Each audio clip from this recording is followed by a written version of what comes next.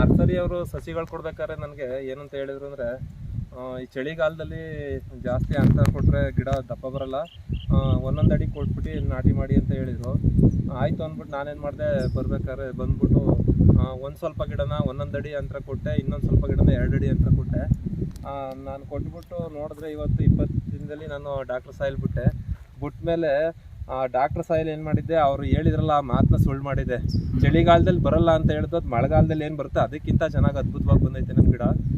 Doctor soil ಅವ್ರು ಹೇಳಿದ ಮಾತನ್ನ ಸುಳ್ಳು ಮಾಡಿ ಗಿಡ ಚೆನ್ನಾಗಿ ಬಂದೈತೆ. ಈಗ ಇದು 2 ಅಡಿ, ಇದು 2 ಅಡಿ ಅಂತರನಾ? ಇದು 2 ಅಡಿ ಅಂತರ ಕೊಟ್ಟಿದ್ದೀನಿ, ಇಲ್ಲೇ ನೋಡಿ ಗೊತ್ತಾಗುತ್ತೆ. ಈಗ 2 ಅಡಿ ಅಂತರದಲ್ಲಿ ಎಷ್ಟು ಉಳಿದಿದೆ ಗ್ಯಾಪ್? 2 ಅಡಿ ಅಂತರದಲ್ಲಿ ಇನ್ನೆಲ್ಲ 1.25 ಅಡಿ 1 ಅಡಿ ಗ್ಯಾಪ್ ಉಳ್ಕೊಂಡೈತೆ ಅಷ್ಟೇ ನಾನು ಕೊಟ್ಟಿರೋದ್ರಲ್ಲಿ. ಇನ್ನು ಸ್ವಲ್ಪ ಆ ಕಡೆ 1.25 ಅಡಿ 1 ಅಡಿ ಆ ತರ ಕೊಟ್ಟಿದ್ದೀನಿ, ಅದ್ರಲ್ಲಿ ಗ್ಯಾಪೇ ಇಲ್ಲ. ಬನ್ನಿ ಆ ಕಡೆ ನೋಡಿ ತೋರಿಸ್ಬೋದಾ? ಬನ್ನಿ.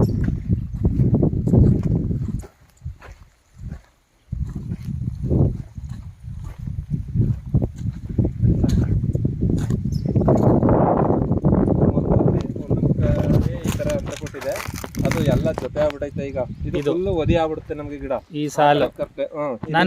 ನಾನು ಫಸ್ಟ್ ಡೇ ಬಂದಾಗ್ಲೇ ಹೇಳಿದ್ರಿ ನಮ್ಗೆ ಕುಮಾರ್ ಅವ್ರು ಬಂದಾಗ ಫಸ್ಟ್ ದಿನನೇ ಹೇಳಿದ್ರು, ಏನಂತ ಈ ತರ ಇಷ್ಟೊಂದು ಚಿಕ್ಕ ಹತ್ರ ನಟ್ಟಿದೆಯಲ್ಲ ಜಾಗ ಸಾಲಲ್ಲ ಅಂತ ಹೇಳಿದ್ರು.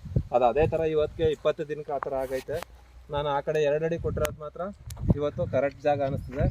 ಅವ್ರು ಹೇಳಿದ ಮಾತನ್ನ ನಮಗೆ ಡಾಕ್ಟರ್ ಸಾಯಿಲ್ ಸುಳ್ಳು ಮಾಡಿ ಇವತ್ತು ಅದನ್ನ ಬೇರೆ ತರನೇ ಗಿಡ ಬರೋ ತರ ಮಾಡೈತೆ. ಮಳೆಗಾಲದಲ್ಲಿ ಏನ್ ಗಿಡ ಬರ್ತಿತ್ತೋ ಅದಕ್ಕಿಂತ ಅದ್ಭುತವಾಗಿ ನಮ್ ಗಿಡ ಬಂದೈತೆ. ಓಕೆ, ಎಲ್ಲ ರೈತರಿಗೂ ಏನ್ ಸಂದೇಶ ಹೇಳಕ್ ಬಯಸ್ತೀರಿ ಸರ್? ಇವತ್ತು ಹೇಳಿರೋದೆಲ್ಲ ಅದೊಂದು ಸಂದೇಶನೇ ಸರ್ ರೈತರಿಗೆ.